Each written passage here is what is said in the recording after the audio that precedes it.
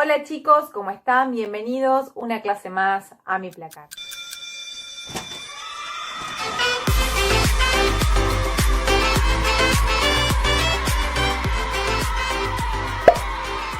La clase pasada aprendimos un montón de cosas nuevas. Lo primero que aprendimos fue que la Constitución es la norma más importante de tu país, este librito que estaba acá. También aprendimos que no estaba sola en el orden de importancia, sino que estaba con un montón de tratados internacionales que ustedes tuvieron que copiar cuando escribieron la pirámide, ¿sí?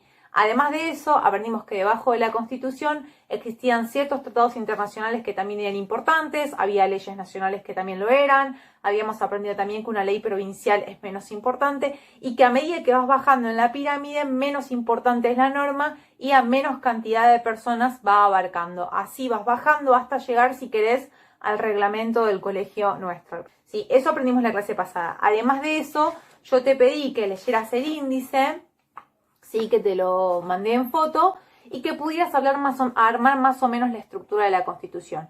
Ahí vos te diste cuenta y aprendiste que la Constitución primero tiene un preámbulo y después se dividía en dos grandes partes. Básicamente, una parte hablaba de derechos, estaban los antiguos derechos, que se llama Declaraciones de Derechos y Garantías, que eran los derechos más antiguos, los más normales, los más comunes, como el derecho a la propiedad privada, el derecho a la libre expresión, el derecho a la religión, el derecho a la educación, y después hay una segunda parte de derechos más nuevitos, como el derecho al medio ambiente, los derechos políticos de las personas, el tema del voto, ¿sí? El tema de la consulta popular, etc. Y por otro lado, fuera de lo que son los derechos, la Constitución te contaba cómo está formado tu país, y hablaba de la forma del gobierno del país, que eso lo venías estudiando vos desde el primario y es básicamente lo que aprendiste. El gobierno de tu país está dividido en un gobierno nacional y en un gobierno provincial, ¿sí? Un gobierno nacional donde vos tenés poder ejecutivo, legislativo y judicial, y un gobierno provincial que tiene una estructura similar pero que actúa solamente en el ámbito de la provincia, ¿sí? Por eso vas a tener la figura del presidente a nivel nacional y la figura de un gobernador a nivel provincial. Y ambos cumplen la función de poder ejecutivo, ya sea nacional o provincial, ¿sí? Que no te marees, es algo que vamos a continuar estudiando con las clases. La clase del día de hoy vamos a retomar un tema que yo les había nombrado y que es la clasificación de las constituciones. Así que van a poner de título clasificación de las constituciones. La primera clasificación que vas a poner es una clasificación que ya vimos la clase pasada, que son aquellas constituciones que son dispersas o que son codificadas. Una constitución codificada es una constitución, anotan, que se encuentra escrita en un solo texto, como es el caso de la Constitución Argentina. Debajo, segundo ítem, la constitución dispersa o no codificada o constitución no escrita es como el caso de Inglaterra, anotan, caso de Inglaterra, la cual se encuentra escrita en varios documentos dispersos o costumbres y tradiciones de la sociedad, ¿sí? Esa es la primera clasificación. Debajo hay otra clasificación más que tenemos que aprender, que es la siguiente. Ponen segunda clasificación, ¿sí? Que anotan, la Constitución también puede clasificarse en rígida y ponen 2 puntos. Rígida es cuando la Constitución, anotan textual, puede ser modificada solamente por el poder constituyente. Punto. Después te explico qué es el poder constituyente. Segunda opción debajo, dentro de esta clasificación, hay constituciones que son flexibles. Ponen 2 puntos, una constitución flexible puede ser modificada igual que se modifica una ley. Después te lo explico. Punto. Luego tenemos las constituciones semiflexibles. Son aquellas que son ponen 2 puntos, son aquellas que son modificadas igual que una ley, pero requiere un quórum mayor, ¿sí? Y la última de todas, sería el cuarto ítem, ponen constituciones pétreas, ¿sí? Y ponen, este tipo de constituciones no pueden ser modificadas. Punto seguido. Normalmente se habla de contenidos pétreos y no de constituciones. Punto. Hasta ahí copia textual, o como puedas, lo que acabo de decirte. Ahora pasamos a explicarte. La primera vamos primero con la flexible y la semiflexible, ¿sí? Que son las más livianitas. ¿Qué quiere decir? ¿De qué estamos hablando? Lo que te estoy planteando en esta clasificación es cómo se crea la Constitución. Hay varios tipos de constituciones, pero ¿quién la crea? A ver, ¿la puede crear un estudiante secundario o la puede crear un diputado, la puede crear un senador o la crea un presidente? ¿Quién la crea en la Constitución? De esto se trata esta clasificación. Si la Constitución es flexible, significa que en los países en que la Constitución es flexible, quienes crean o modifican la Constitución es el poder legislativo. El poder legislativo, esto no lo anotes, te estoy explicando, ¿sí? El poder legislativo está compuesto por diputados y senadores, al menos en nuestro país, ¿sí? ¿Cómo es el trabajo de diputados y senadores? Es el siguiente, con una ley normal. Supongamos que ellos tienen que crear una ley. Entra, que lo vamos a estudiar más adelante, entra un proyecto de ley, ¿sí? Por ejemplo, ¿se acuerdan cómo se discutía el tema de la ley del aborto? Bueno, eso es un proyecto de ley. Entra a la Cámara de Diputados. Y los diputados, ¿sí?, van a votar levantando la mano a ver si quieren, si les gusta o no les gusta ese proyecto, si quieren hacer alguna modificación o algo. Cuando todo ese proyecto les queda hermoso y muy lindo y lo votaron entre todos y el voto fue positivo, pasa a la Cámara Revisora. La Cámara Revisora sería la Cámara de Senadores normalmente, ¿sí? La Cámara de Senadores, si le da el ok, si también le gustó este proyecto de ley, que no fue lo que pasó con la ley del aborto, lo que hace es pasarse este proyecto de ley al Poder Ejecutivo, es decir, al presidente de la Nación, para que termine de convertir en ley, ¿sí?, lo publique y ya está, ¿sí? Lo que hace es escribir un decreto donde lo convierte en ley, básicamente, ¿sí? Le da es como la frutillita de la torta, digamos. Ahora entendelo de esa manera, después lo vamos a estudiar mejor. El punto es que una ley normal pasa primero por diputados, que va a tratar el tema y va a ver si quiere o no votar esa ley, y después pasa por senadores. Para una ley normal, entonces diputados y senadores, y después el presidente, tienen que estar de acuerdo para hacer una ley.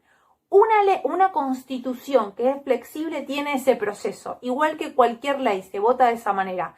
Es decir, que si en Argentina, que no es el caso, si en Argentina queremos modificar la Constitución, armamos un diputado prepara un proyecto nuevo de Constitución, lo presenta a sus compañeros diputados, estos lo aprueban, lo pasan a la Cámara Revisora, que son los senadores, y si esto lo aprueban, pasa al presidente para que lo promulgue y lo publique, ¿sí? Bien. Ese sería el primero. Es la manera más fácil de modificar una Constitución que existe en algún país. En Argentina no es el caso, insisto. Luego viene la semiflexible. ¿Qué quiere decir? Que flexible ya es fácil, la palabra es fácil. Que es fácil modificarla, pero no tanto, ¿sí? La semiflexible dice que la Constitución se puede modificar de la misma manera que una ley, pero con un quórum mayor. ¿Qué quiere decir? Que a la hora de levantar la mano los diputados y senadores, en vez de tener que estar de acuerdo la mitad más uno para que ese proyecto pase a la Cámara de Senadores, tiene que estar de acuerdo, por ejemplo, 3/4 partes, es decir, o puede tal vez la mayoría absoluta, o casi todos, un número mayor al requerido para una ley normal, ¿sí? Si para una ley normal la mitad más uno tenía que estar de acuerdo, por ahí ahora te dicen que tienen que estar de acuerdo, no sé, todos menos 5 personas. Depende del país, eso va a variar, ¿sí? Pero el punto es que se requiere un voto mayor que para la sanción de una ley común. Bien, no sé si los mareé, pero bueno, no importa. Esa es la flexible y la semiflexible. Después vienen las otras dos, ¿sí? Las pétreas y las rígidas. Vamos primero con las pétreas, que es el último que te dicté. La palabra pétreo, ¿sí?, proviene del latín y significa piedra, ¿sí? Algo que es pétreo es algo que es difícil de modificar, ni siquiera, es imposible de modificar, ¿sí? Porque es pétreo, es algo muy duro, entonces no lo puedes modificar.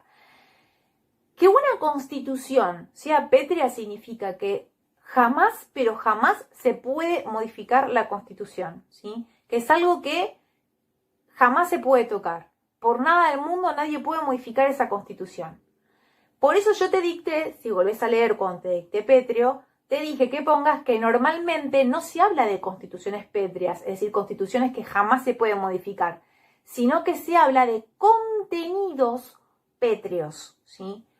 Contenidos pétreos quiere decir, si vos te vas a lo que es la estructura de la Constitución que viste en la clase pasada, quiere decir que algunos de esos derechos, y es el caso de Argentina, algunos de esos derechos son inmodificables, es decir, que nadie los puede tocar por ningún motivo. Por ejemplo, el contenido que dice que vos tenés derecho a estudiar, el de que tenés derecho a aprender, ¿sí? O el derecho a trabajar, es un contenido pétreo. ¿Qué quiere decir? Que nadie jamás, por más que modifiquen la Constitución, lo puede modificar. ¿Estamos? No se puede modificar. Y después tenemos, en último lugar, la que estaba en el primer lugar de todos, que es la Constitución rígida. Una Constitución es rígida cuando la Constitución se puede modificar, pero los que modifican no es el poder legislativo, es decir, que no son los diputados y los senadores los que van a modificar la Constitución, sino que es una convención que se crea, ¿sí? Un conjunto de personas que se va a convocar de manera especial, ¿sí? Para que modifique la Constitución, ¿sí? Es decir, tal vez no sean diputados, tal vez no sean senadores, tal vez son personas que, por ejemplo, son jueces o personas grandes doctrinarios, de este tipo de personas que escriben muchos libros y que saben mucho de leyes, ¿sí? Se convoca a varias personas que saben muchísimo del tema para que puedan modificar la Constitución. La Constitución argentina, de estas 4 que yo te dije, es una Constitución de modificación rígida. Es decir, que existe un poder constituyente, así lo vamos a llamar, que es el que va a poder modificar o crear una Constitución. Pero tiene además la Constitución argentina, se considera que tiene ciertos contenidos pétreos, ¿sí? Como los que te acabo de nombrar. El derecho a la vida es un contenido pétreo, el tema de la libertad, la no existencia de la esclavitud también es un contenido pétreo, etc. Entonces, nuestra Constitución es rígida. En base a esto, debajo de poner la clasificación, vas a poner un subtítulo. El poder constituyente, ¿sí? Y debajo vas a poner, te lo digo si hacemos más fácil, ¿sí? Existen 2 tipos de poder constituyente, 2 puntos. A, debajo. Poder constituyente originario, de vuelta, 2 puntos. El poder constituyente originario es aquel que se ejerce en la etapa fundacional del país, coma, del Estado, Estado con mayúscula. Punto. Es aquel que da nacimiento y estructura a un país. Punto. Y ahora paso a explicarte, esto no lo anotes. El poder constituyente originario, en otras palabras, este grupo de personas originarios, si decimos originarios, es que fueron las primeras, es decir, fue el primer grupo de personas que se juntó en su momento para crear la primer constitución del país. ¿Cuál fue la nuestra? Fue una constitución que se creó en el año 1853. Ese fue el primer constituyente de Argentina. ¿Podría volver a existir otro poder constituyente originario? Bueno, la respuesta es no. Salvo que Argentina deje de existir y bueno, el país se separe y se cree un nuevo país que se llame de otra manera, ¿sí? Y ese nuevo país vuelva a tener un nuevo poder constituyente originario para crear su constitución como nuevo país. Pero nosotros como Argentina nunca más vamos a tener un poder constituyente originario. Se creó una sola vez para crear nuestra primera constitución. Por eso yo te dicté que es aquella que da nacimiento y da la estructura a el país que está naciendo en ese momento, ¿sí? Y ponen B debajo, B, que es el segundo tipo de poder constituyente, y ponen poder constituyente derivado, ¿sí? Derivado con B corta. 2 puntos. El poder constituyente derivado es aquel que se crea especialmente para modificar la constitución que ya existe en el país. Y ponen entre paréntesis artículo 30. Y ahora te voy a leer el artículo 30 de la Constitución. Vamos a ver. El 30 dice: la Constitución puede reformarse en el todo o en cualquiera de sus partes. Hasta ahí te dice que nuestra Constitución no es pétrea, es decir, que la podemos modificar. Puede modificarse toda la Constitución o parte de la Constitución. La necesidad de reforma debe ser declarada por el Congreso. Hasta ahí te dice que si Argentina necesita modificar la Constitución, es el Congreso de la Nación, es decir, los diputados y los senadores, los que deben crear una ley diciendo tenemos la necesidad de modificar la Constitución. Va a haber que modificar la Constitución. No que la van a modificar ellos, sino que va a haber una ley donde van a informar a la sociedad que hay una necesidad de modificar la Constitución. En todo o en parte. O sea, una parte de la Constitución o toda, depende, ¿sí? Dice, la necesidad de reforma debe ser declarada por el Congreso con el voto de 2/3 partes, al menos de sus miembros, ¿sí? ¿Qué quiere decir? Que esto es como un voto muy importante. Cada vez que los diputados y senadores tienen que votar algo levantando la mano y se habla que tiene que ser 2/3 partes de ellos, es un voto muy alto, se requiere a muchas personas, ¿sí? Porque 2/3 partes es mucho más que la mitad más uno. ¿Estamos? Entonces, para que se declare la necesidad de reformar la Constitución, es decir, para que diputados y senadores digan que se puede modificar la Constitución, se requiere el voto de muchos de ellos, ¿sí? Entonces es como muy difícil de llegar a eso, ¿sí? Y luego dice, pero no se efectuará sino por una convención convocada al efecto. Acá dice que la reforma, ¿sí? La modificación de la Constitución no se va a hacer, ¿sí?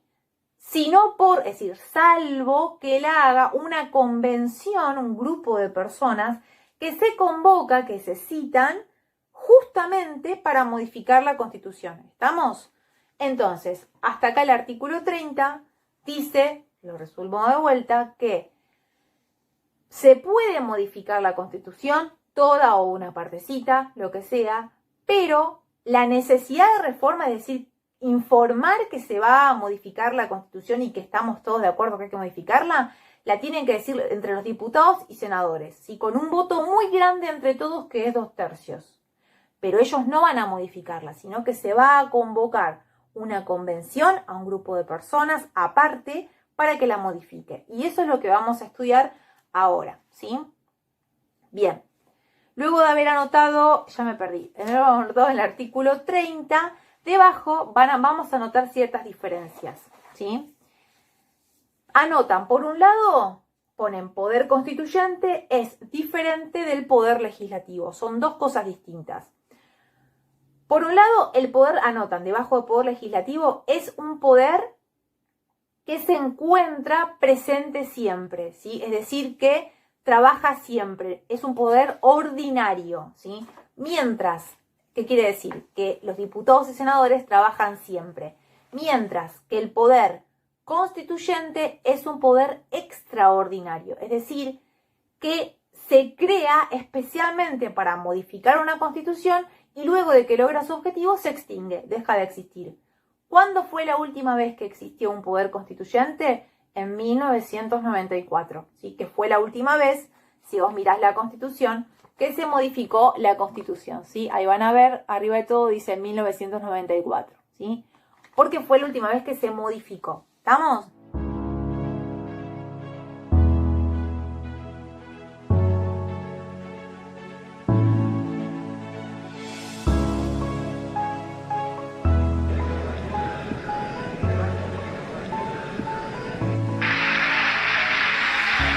A partir de este momento, transmite LRA1 Radio Nacional Buenos Aires, República Argentina, LS82 Televisión Canal 7, ATC Sociedad Anónima, directamente desde el Teatro Municipal 3 de Febrero de Paraná, provincia de Entre Ríos, con motivo de llevarse a cabo la ceremonia de apertura de la Convención Nacional Constituyente. Creo que hemos demostrado en la Asamblea que sobre un modelo de sociedad, como un modelo a construir a futuro.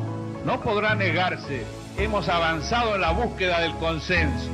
Ahora hacemos entrega formal al pueblo de la República Argentina de su nueva Constitución. Yo estoy convencido de que hemos puesto una bisagra a la historia. No tanto por lo que hemos incorporado, sino por lo que hemos logrado. Por esta actitud de cada uno de nosotros, por esta presencia de este arco político total de la Argentina, que estará diciéndole a nuestros hijos, Señor, y a nuestros nietos, que aquí hemos empezado a construir los políticos en la Argentina, el futuro del país.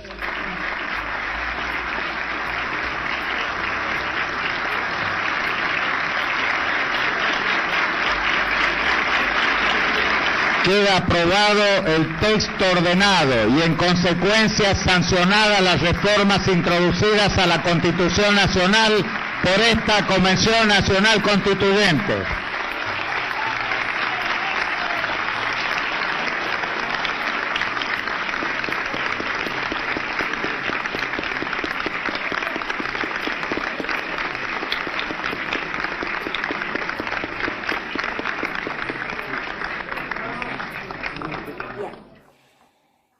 Otra característica, otra gran diferencia es, anotan, del lado del poder constituyente ponen que es un poder supremo el poder constituyente, ¿sí? Porque es la máxima manifestación de autoridad. Y del otro lado ponen que el poder legislativo, su poder, el poder que tiene el poder legislativo, es decir, el poder que tienen los diputados y senadores, es derivado del constituyente. ¿Qué quiere decir esta relación? Que el poder legislativo, los diputados y senadores van a tener tanto poder como el poder constituyente les dé, ¿sí? Acordate que la Constitución hay una parte que dice, habla de los diputados y senadores. Imagínate que armamos un poder constituyente para modificar la Constitución y decimos que ahora los diputados y senadores, en vez de durar 4 y 6 años en su puesto, van a durar 1 año. Entonces, el poder legislativo, es decir, diputados y senadores, va a tener limitado su poder a lo que dijo el poder constituyente, ¿se entiende? Por eso el poder constituyente tiene un poder supremo por sobre lo que diga el poder legislativo. ¿Estamos? Es más, si el poder constituyente modifica algún derecho, supongamos que modifica un derecho donde diga que ¿qué puede ser? La religión, ¿sí? Que es uno de los temas que está muy discutido. Nosotros sostenemos que el culto oficial es el católico. Después vamos a ver en qué artículo lo dice.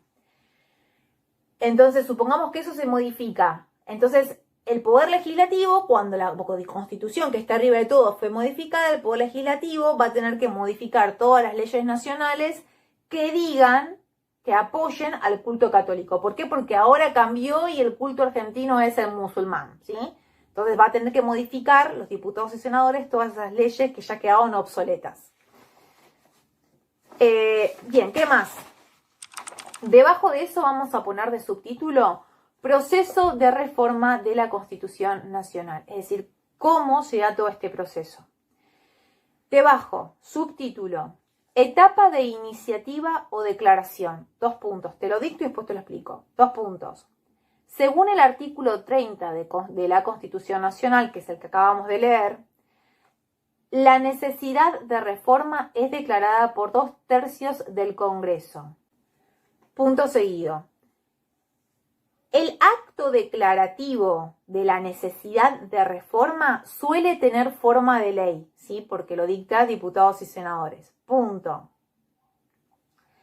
Es costumbre que esta ley aclare que se debe modificar la Constitución, ¿sí?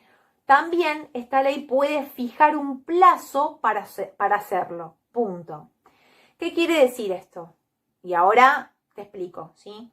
La primera etapa es la que veníamos hablando que dice el artículo 30. Diputados y senadores van a crear una ley que dice la necesidad de reforma. Y la ley va a decir más o menos lo siguiente.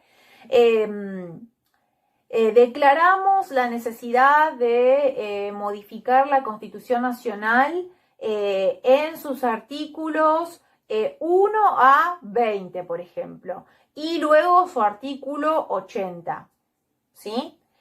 Se le va a dar un tiempo al Poder Constituyente para modificar la Constitución de 6 meses. Si en 6 meses no la modificó, se continúa con la Constitución vieja, ¿sí? Básicamente es eso. No necesariamente tiene que estar el plazo de 6 meses o el que invente el Poder Legislativo, pero se suele incorporar. En la última modificación de la Constitución, además de declarar la necesidad de reformarla, diputados y senadores lo que hizo fue abrochar un proyecto de Constitución, ¿sí? La idea que ellos tenían de cómo tenía que ser modificada la Constitución. Bien, y ahora vamos a lo novedoso, que es la etapa 2. Entonces ponen un segundo subtítulo. Etapa de revisión o constitutiva. 2 puntos, les dicto. Según la costumbre, el poder constituyente es, valga la redundancia, constituido mediante unas elecciones, donde el pueblo vota a los convencionales constituyentes. Convencionales constituyentes lo ponen entre comillas. Punto. Bien. La segunda etapa, una vez que diputados y senadores declaran la necesidad, la segunda etapa es muy clara, ¿sí? Se llama al pueblo para que vote a las personas específicas que se van a citar para modificar la Constitución, ¿sí? A quienes nosotros como pueblo queremos que colaboren con modificar la Constitución, ¿sí? Normalmente de esta manera, en la Constitución nada dice de cómo sería la citación del poder constituyente, pero normalmente es de esta manera, es el pueblo quien vota al poder constituyente. ¿Por qué es el pueblo? Porque nosotros tenemos el poder, ¿sí? Tema que vamos a ver probablemente en la clase que viene. Entonces, como nosotros somos los dueños de nuestro país, somos nosotros los que vamos a votar directamente a aquellas personas que van a modificar nuestra Constitución. Bueno, eso es todo por la clase de hoy y no mucho más. Bueno, que tengan una buena semana para todos y espero sus tareas. Hasta luego.